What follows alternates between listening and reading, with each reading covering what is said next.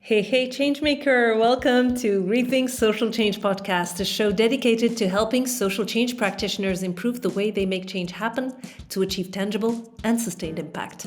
I'm your host, Ratiba Sharif. I've worked with some of the world's leading social change organizations for more than 2 decades on 4 continents to help them design better projects, learn from them, and measure their results. Using Rethink Social Change cards, I will challenge changemakers like yourself to share their experience on what worked, what didn't, and why, in a very unique way.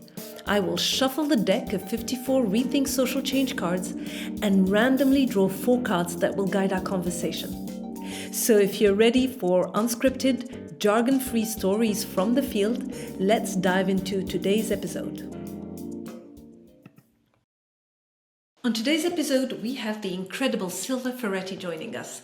Silva's not your average consultant. Her journey has been a global adventure, working in development and humanitarian aid. She's collaborated extensively with renowned organizations like ActionAid, Handicap International, some UN agencies, and several others. What drives her? Making sure that programs actually work for the people they're meant to serve. Silva's expertise revolves around enhancing program quality and ensuring they're responsive to the unique needs, strengths, aspirations of communities they serve. What she's good at, impact evaluations, crafting toolkits, coaching sessions, and field research. She's even collaborated with universities, leading workshops on everything from disaster risk management all the way to creative ways of evaluating impact. And the coolest part is that Silva is a real innovator. She uses visuals and videos to gather and share information, making her work not just effective, but also engaging.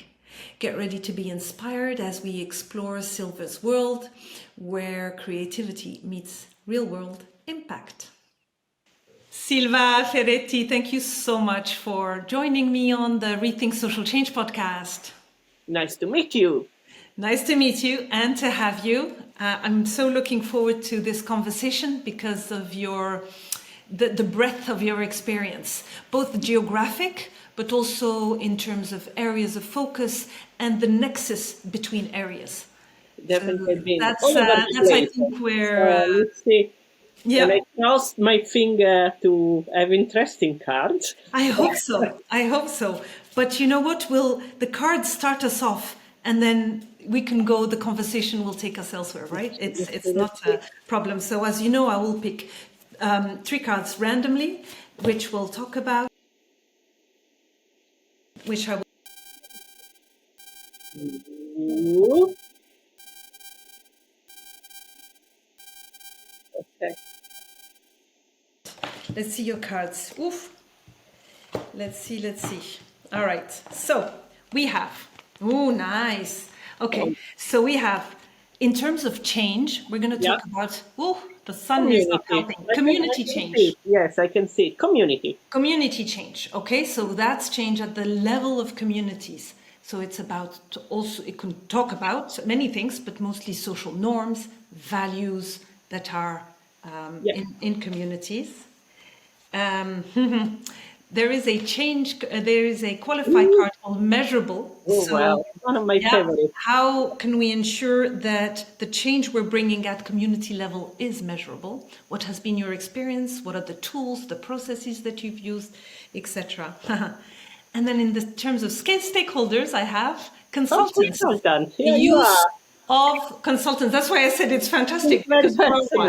It's technical expertise that we bring in, either during implementation or mostly as evaluators. We know that oftentimes they're external and hired as consultants. So those are 3 cards. Okay.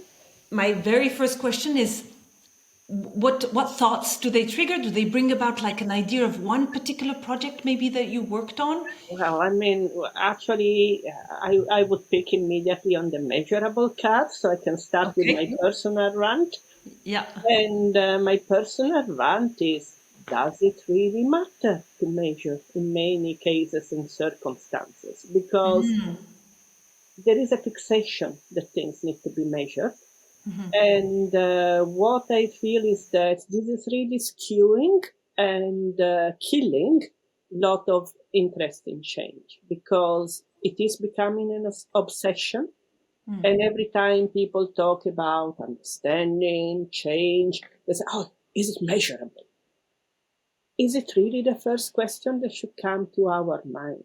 Because I'm not against measure. I turn up then to like numbers and diagrams, probably much more than many people who are fixated with fixed indicators and measure. But to me, before measuring, we need to have understanding. And understanding is a word that has been completely lost. So we never say, can we understand social change? Can we understand the dynamics? And actually, this is far more interesting and useful. While we skip to measure, and you have social change, and you don't know actually what is really changing, who is making the change, what is the dynamic, and so on. All things that we need to understand, that we can more and more represent. And here, maybe we can make in a second the link with community and communities. And we skip it. And then we said, oh, well, what is it that we can measure? And we need to quick look for some numbers that we can put there. So by putting measure before understanding, we are really putting the cart before the horses. And it's making it, it's crazy, because I can see the understanding is not there. In many cases, you mentioned before our common interest in working with child soldiers, for example. I worked in projects where I had numbers of children going through the process, but there was no hint of what the process was, or what were the circumstances of the children, how they react. That was just a number. I say, you know what? I don't care about this number. This number is totally meaningless. So I really think we have a problem in the sector, and I go very hard on that. Not because I don't like measure. I think at some point you need to measure something, or at least count, or at least understand. But if you don't understand, you don't even understand what any. Yeah. So it's not a question of whether measuring is good or bad. It's like, is what you measure Yeah, is but I mean, it's not actually. the first thing. It's not the first. How many things you measure in your life? Do you measure your wedding? Do you measure your friendship? When you talk about friendship, do you count your friend? Do you count how many times you go and visit them? Do you count how many phone calls you do? So it would be Yeah. stupid, you know. My friendship is not how many friends I have, how many phone calls I have, but it's something that runs much deeper in terms of relation. And actually, there are now much more interesting tools to understand. So one of the things that I like a lot is all network mapping. And if you think about mapping relationship and then doing this fantastic relationship map, that can work for many things. They can work for communities and, who are the actors. And you have big bubble maps where people are linked. But you also matter for change, what are the factors driving Yeah. change? And you can start drawing this real theory of change, not a fake one, where you can see that everything. So those tools can draw complexity. Yeah. And actually, those tools are tools that are never hardly used. Yes, those tools, are they qualitative or quantitative? Neither.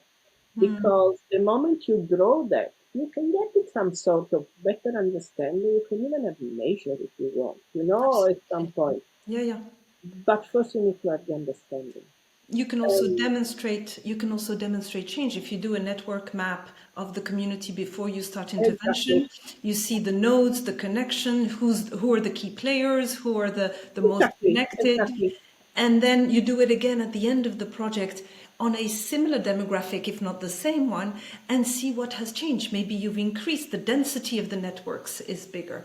Maybe the Exactly. connections, those who were less connected are now getting into the center of the network.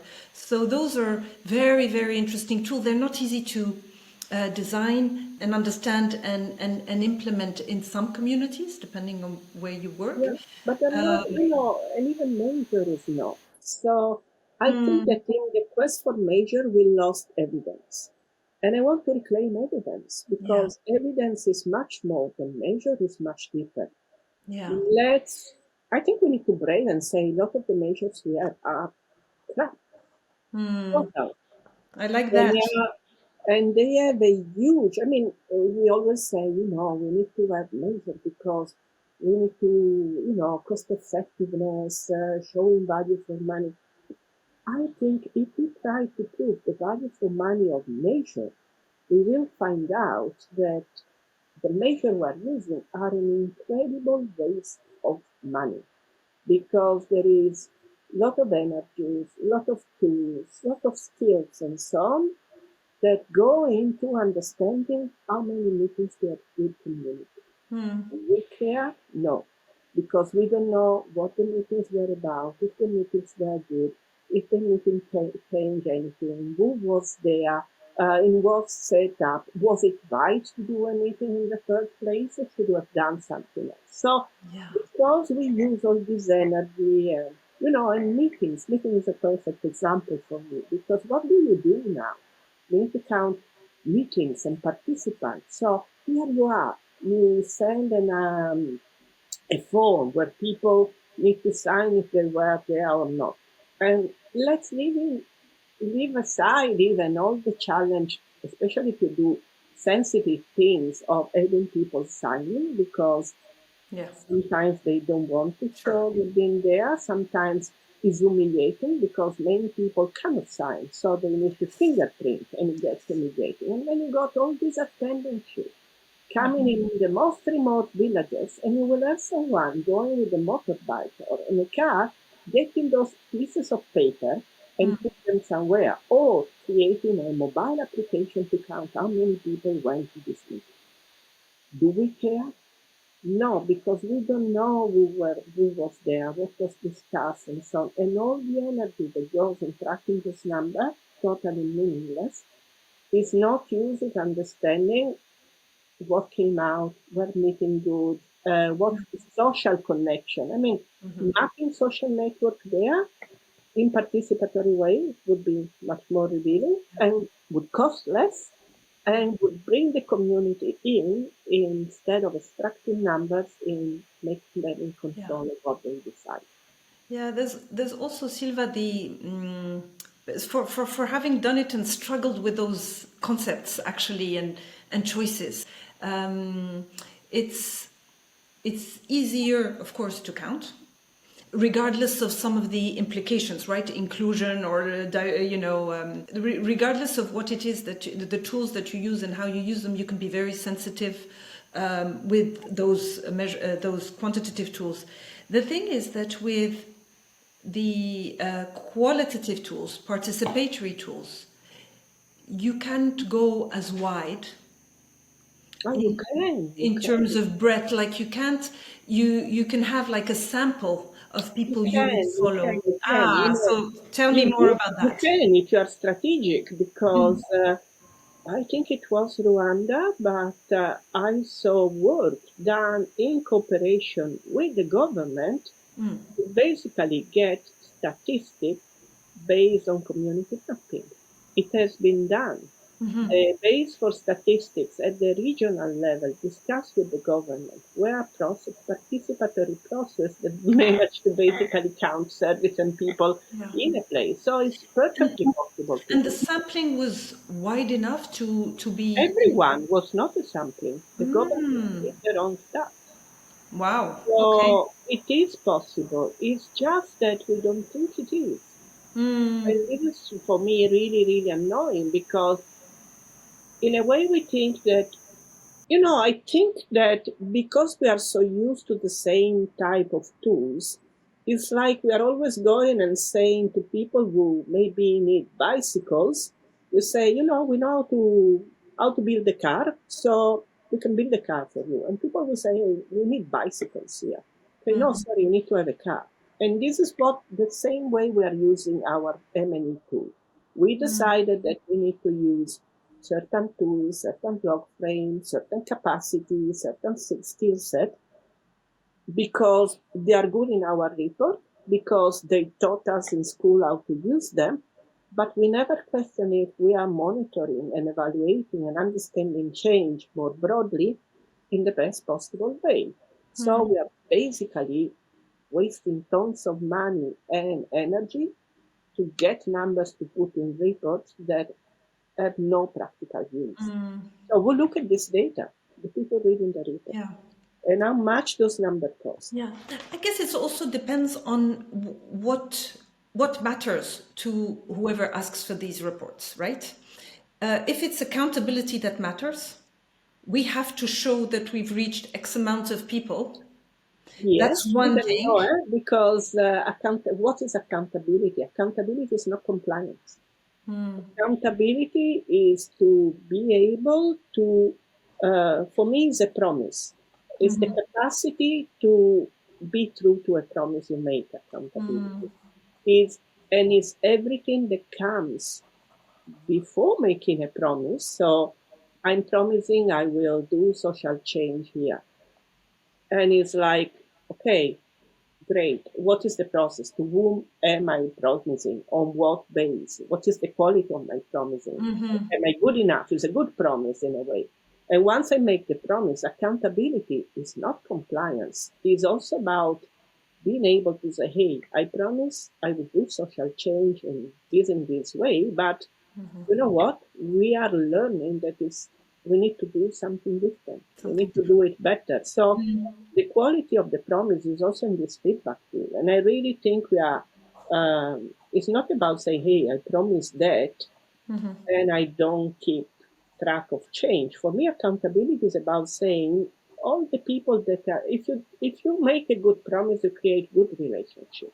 You create honesty, you create trust. So it's very possible to say, hey, we thought we would go there, but we know now that the road doesn't work, it wouldn't work there, we could do differently. Can we renegotiate?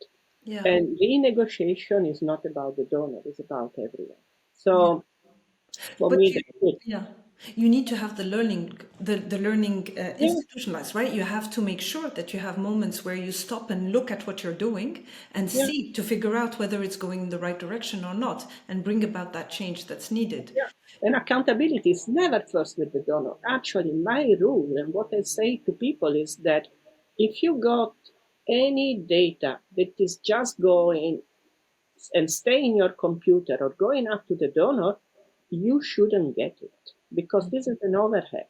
So whatever information you have, being number, being evidence, and so on, if this is not used to really make true decision, or if it is not used to work together with the other actors, community first, then you shouldn't collect it because we are not there to waste time collecting numbers. Yeah.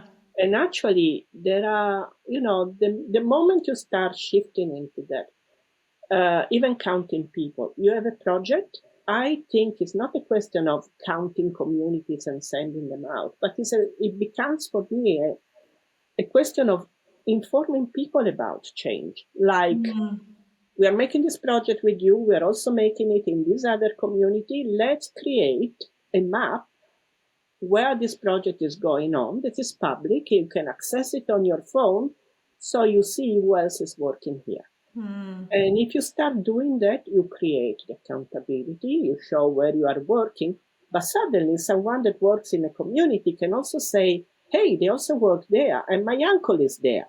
You know what? Let's talk about that. So there are perfect ways to get our understanding and evidence, not number, not measure, but mapping out where is happening, mapping out who is involved, mapping out the network and so on, in ways that are also useful to the people on the ground. And if it is not, we shouldn't get that number because it means we are trying to do something and talking with numbers to other people, not directly connected, talk about a different reality. So Yeah. if it doesn't match, we shouldn't do it. Yeah. In your experience, Silva, have you had conversations like that? Because the reason I'm asking this question is because some of the structures, some of the mechanisms currently of funding, of the middle agencies in between, the beneficiaries and the donor. They're numerous. They have their own systems, their own, mostly for compliance purposes. Have you engaged in conversations, for Yeah, all the example, time. after I mean, evaluations? I'm working, so it means, and I'm very much, that's my line. So I had this conversation, and I know the space to do something exists and is very real. So those conversations matter, and they are like an epiphany for many people because it's about many people find them refreshing because many people think that we are going round and round. We know that a lot of things we do in the administration of project is meaningless. We know that the reality of project is much richer than what we manage to capture, and we could do much more. And many people, especially the people who are in the middle administration layer, or anyone, the people on the ground do tons of things, fantastic, and so on. They got tons of learning, tons of evidence that we will never manage to capture because we are fixated with things that are totally useful. The people that are most of the time in the office, they know there is much more to what they Yeah. do. And they have the struggle of creating space for people who work on the ground and at the same time make the donors happy. And donors are not, I mean, we shouldn't blame them on the donors. Sometimes I found many donors that, when I go on the ground, I use videos, cartoons, and so on. I say, thank you, because now I understand what's going on. Sure. So it's not that donors don't want to know. I think we are so, our sector is unfortunately so conservative, so stiff, and that we are prisoner of our own systems. So we really need to do something about it. We are prisoner of a old way of thinking. We know it's wrong. Deep inside, we know it's wrong. There are other metrics, other way of understanding change. Think about the log frame. The log frame was born in the 70s. It's a military thing.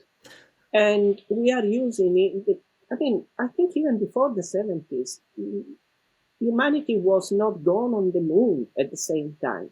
And we keep the same tool over and over for 60 years, thinking this is the only way of thinking, which is not. The innovation comes from thinking about complexity, thinking about data and evidence in different ways. Um, or artificial intelligence wouldn't be born if we had to design it with a long log frame.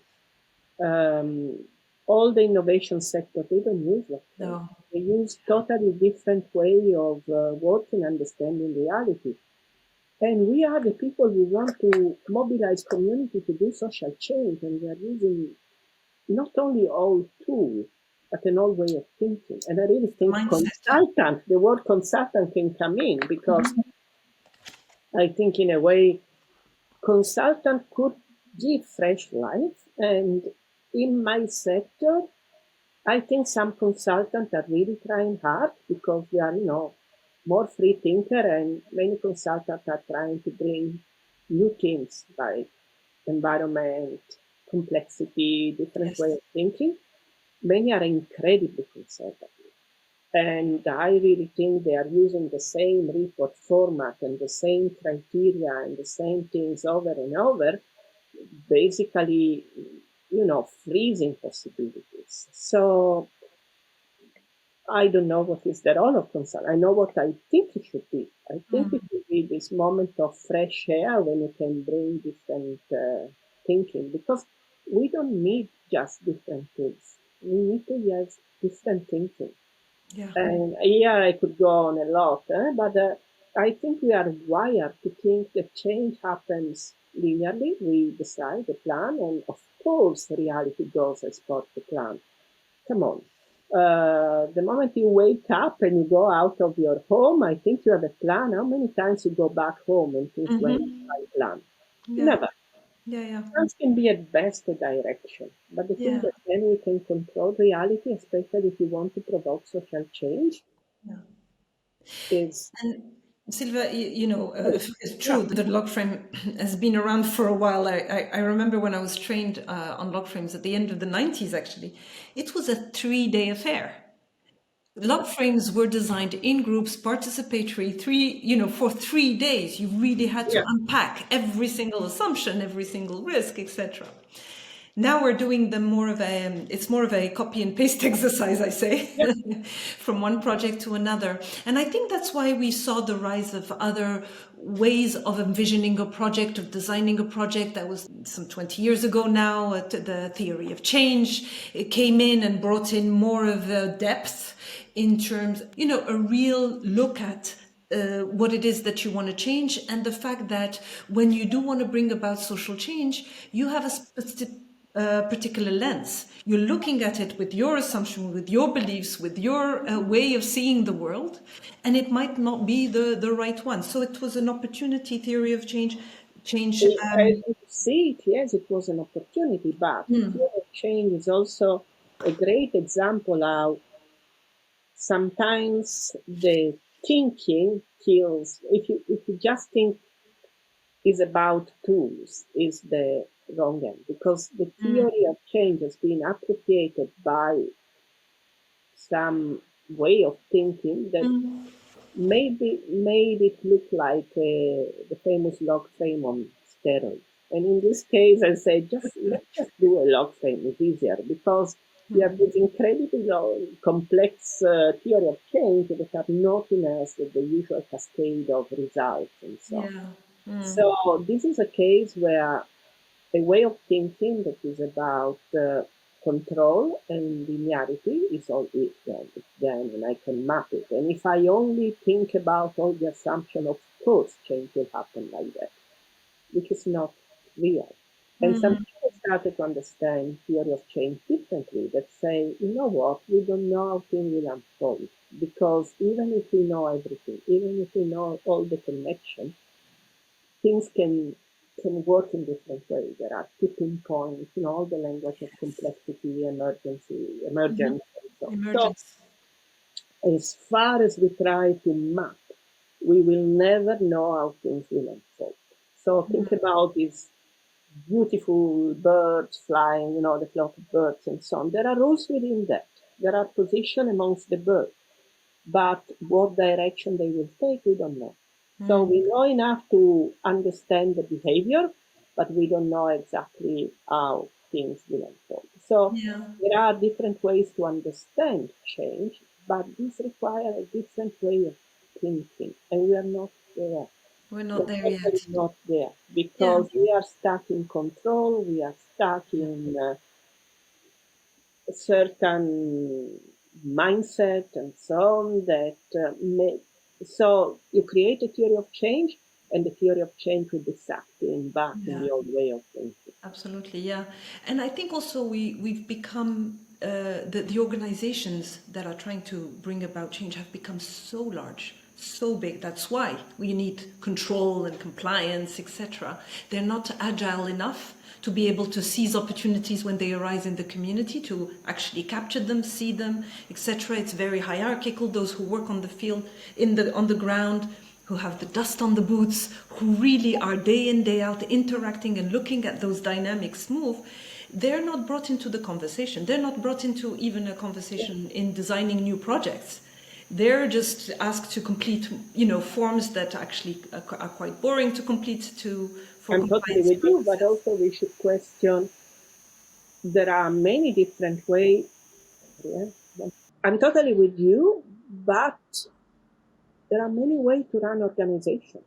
And we are incredibly stuck with a highly hierarchical way of running organization where community, and so we can use the community card, is basically the end of the chain instead of being the inspirator and the thing that holds us together. So I really don't think we should think of there is community at the end and then there is the field staff and so on. Actually, we should have the communities we work with, and then it should be far more horizontal.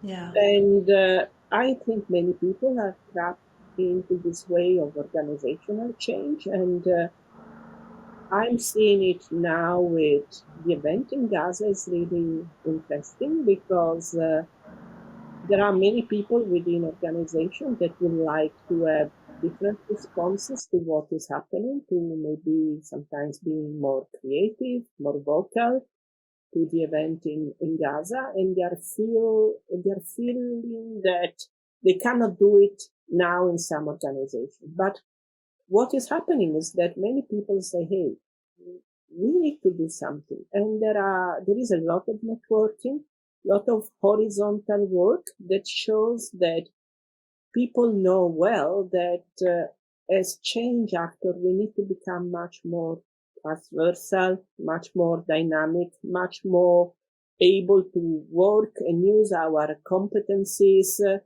outside the organizational group, which is fantastic. And who are the people that I'm seeing now active on the issue? Are the people who are embracing a different way of thinking, more oriented to participation, to awareness of the need to decolonize our space, because all this idea that we can control and measure is a colonial attitude, you know? And if you start looking at how feminist M&E works, what are our different ways, it works differently. You can embrace a different way of working that is non-colonial. So the people that you meet and are active now in this terrible circumstances of Gaza are actually much more oriented to feminism, decolonization, participation, capacity to be activist in a way, the future of the sector. Because let's be true, if we continue with this obsession on control, measure, and basically forgetting that working with communities is about embracing complexity and change and surprise and, humanity in a way, we will become contractors. Fine. Great. Let's become contractors, but then let's not call ourselves civil society.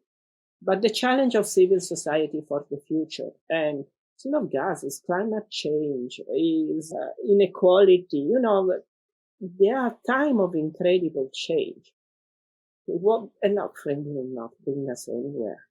Measure with before understanding will not bring us anywhere. Incapacity to see networks and connection and therefore understanding change differently will not bring us anywhere.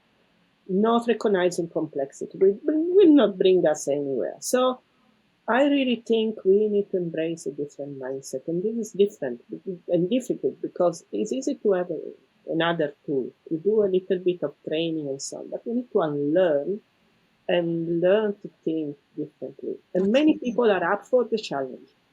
And I think cross-cutting, there are donors, there are field workers, there are people at all levels that now are feeling lost and frustrated. We feel like, we need to fight the system. But I'm I like bicycle, I'm a cycle activist. And what we say to the people stuck in car is like, you are not in traffic, you are traffic. So the moment you hop on a bike and you start thinking different, you are also exploring a new way. If you're just stuck in your car thinking, I'm in traffic, you deny and you forget you're part of the system. So I'm really calling for the people to say, you know what, let's get on a more agile bike. Let's rediscover route. Let's redesign the space we are in because it's possible and it's needed. Because otherwise contractors can do better what NGOs do. And civil society and UN, you name it. Yeah, this is fantastic. I had another card, Silva. It's diversity. Yeah. And actually, I didn't bring it in because I wanted to listen to you. I could have. It was music to my ears to some extent. It reminded me as well what you were saying. The Omidyar group has worked a lot on systems thinking. And the way they see, like they don't talk about a goal, they call it as there are like many stars. There's a star that Yeah. you are trying to reach. And the metaphor of the stars, that one that is very far, this is like your big goal, and Yeah, then one that is much closer that you can work towards.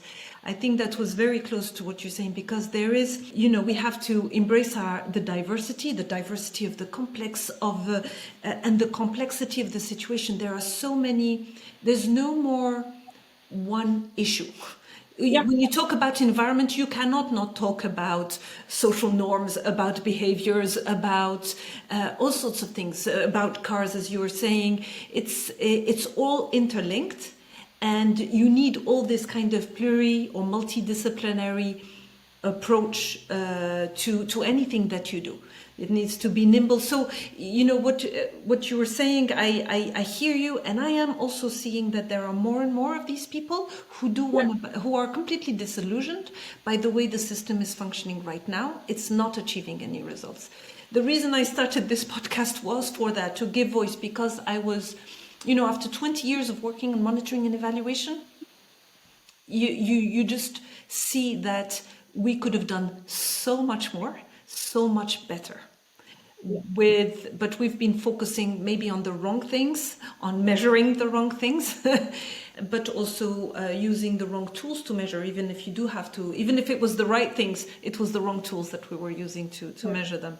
But So I love your thing about direction, because it's like, for me, it's the difference in between going by sailing boat and maybe to even like, well, Christopher Columbus is discredited by, one of these people trying to go and explore, or using rails. So rails, you need to have an infrastructure, you go there, the train works and they will go in some destination. And great, let's have rails, because for something they work very well. And actually, I really think that for some social infrastructure, it's good to have rails, having clear direction and sure. things that can deliver and clear direction. But then if you want to discover new worlds, then you need to be able to go with the sailing boats. And yes, you With know the that there flow. is something there, and you don't even know. Maybe it's America, maybe it's India or whatever. And you need to deal with the wind, because then even if you have a direction, you are not 100% sure you can go the shortest route, or you need to change, or you need to Yeah. stop somewhere else because the wind will just not take you there. And I really think we should be much more the people on the sailing boat. And civil society has this capacity that other actors wouldn't have. For that, you have to be very grounded in your context, right? You have to know and feel the environment that's moving around you to be able to change, not be focused on log frame, on direction. Yeah, It's not the GPS, right? The GPS will, yeah. it's like a, But will, which is also the added value of civil society. Because the added value of civil society is saying, by being close to the context, by being close to people, and by understanding diversity, that I really like to recover this diversity card together with community, because I hate, for example, I always, when people say, "Oh, we work with the community," and say, "Hey, hey, stop!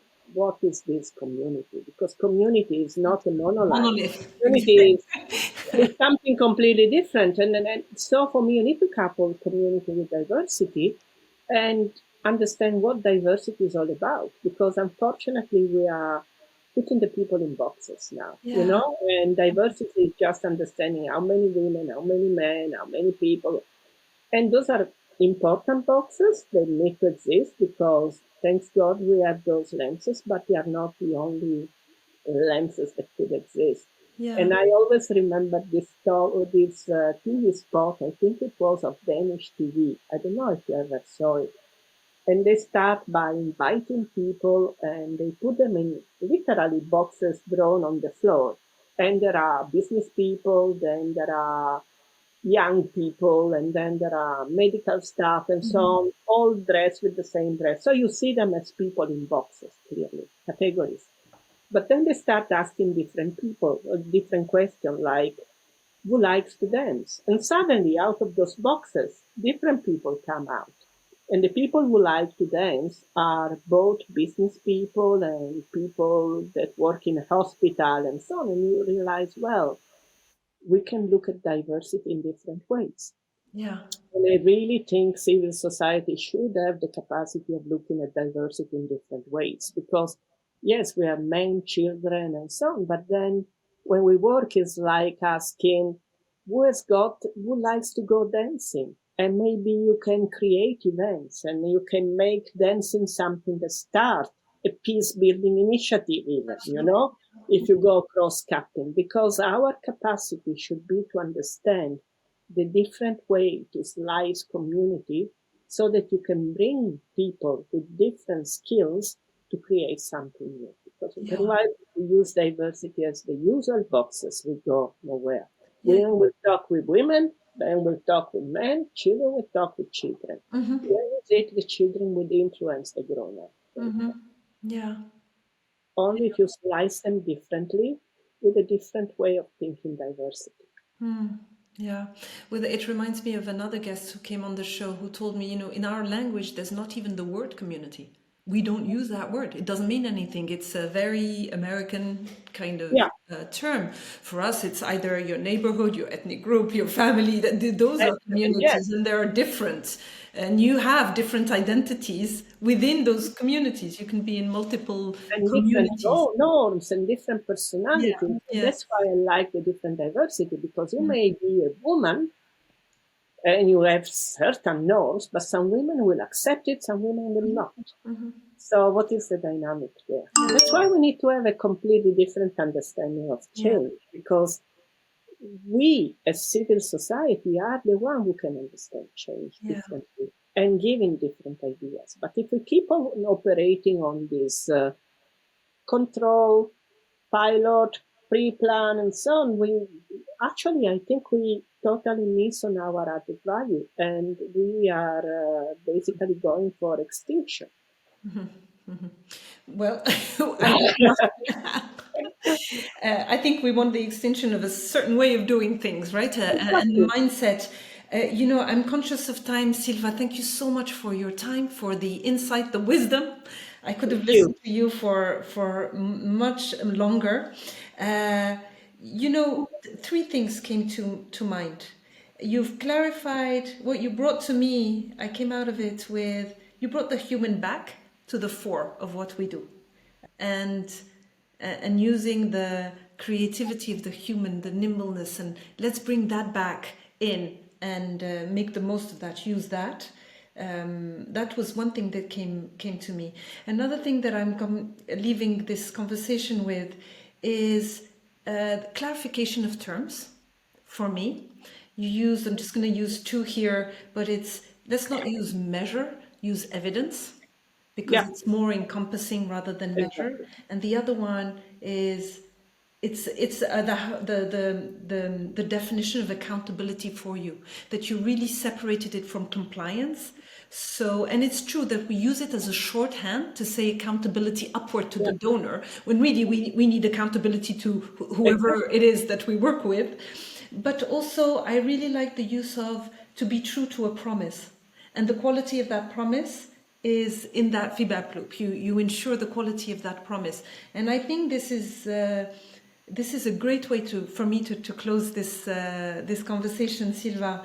It's bringing that human back and this promise of those of us who work on social change who really want to really make a difference, I guess. Thank you so much. We definitely need more of those conversations. Yeah, thanks for joining me, Silva. Take care. Thank you. Thank you for joining me for another episode of Rethink's Social Change podcast. I hope you got a lot of value and actionable insights from today's show.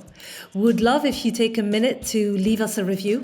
And if you work on social change and are up for the challenge, reach out. And before you go, be sure to subscribe so you're the first to know when we release a new episode. Till then, be the change.